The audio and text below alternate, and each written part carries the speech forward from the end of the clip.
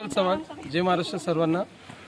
मी आज या चिखलदरा एका छोट्या गावामध्ये आलो आहे आणि सध्या मी याच्या अगोदर एक छोटासा व्हिडिओ बनवला 5 मिनिटाचे तुम्हाला शेअर करेल।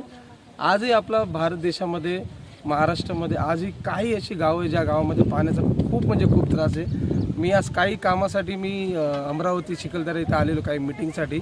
सहज बोलता बोलता मी माझे एक मित्र आहे त्यांच्यासोबत बोलता बोलता मला माहीत पडलं की चिखलदरापासून जिथे मी हिल स्टेशन आहे तिथून हार्डली 5 किलोमीटरच्या अंतरावर एक छोटंसं गाव आहे। त्या गावामध्ये आजही सुद्धा पाण्याचा एवढा मोठा इश्यू आहे। तुम्ही बघू शकतात हे लोक पाणी कुठून काढतात बघा। ते इकडच्या स्थानिक लोकांना जरी विचारलं तरी यांना समजत नाही की बाबा आम्हाला पाणी फक्त इथं कधी पाणी येतो, सकाळी येतात लोक लाईन लावतात पाणी आणि हे बाजूचंच पाणी तुम्ही बघा, हे इथेच कपडे धुतात आणि त्याचाच बाजूचं पाणी हे लोक पियायला वापरतात। तुम्ही माझ्या पाठीमागे कॅमेराला मी रिक्वेस्ट करेल पाठीमागे जरा हे करा की लोक हांडे घेऊन पाणी घेऊन भरायला येतात। पण आजही या महाराष्ट्रामध्ये या छोट्याशा गावामध्ये पाण्याचं एवढं मोठं म्हणजे किल्लत यांना समजत नाही।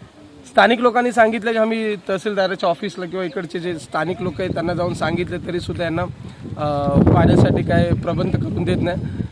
पाणी आम्हालाच नाही तर तुम्हाला कुठून देणार असं हे लोक बोलतात। आणि त्याच्यानंतर ते बोलले ॲटलिस्ट 2 तरी आम्हाला हफ्त्यातून 1-2 तरी पाण्याच्या टांकी तरी सोडा म्हणून, तरीसुद्धा हे लोक आतापर्यंत देत नाही। ही आहे आत्ताच्या करंट 2024ची परिस्थिती। म्हणजे आजही पाण्याची दिक्कल आणि कल्लेता दिसत आहे त्या महाराष्ट्रामध्ये या चिखलदरा गावामध्ये जो हिल स्टेशन आहे या गावामध्ये। तुम्ही विचार करा की तर काय व्हायला पाहिजे आणि काय व्हायला नाही पाहिजे।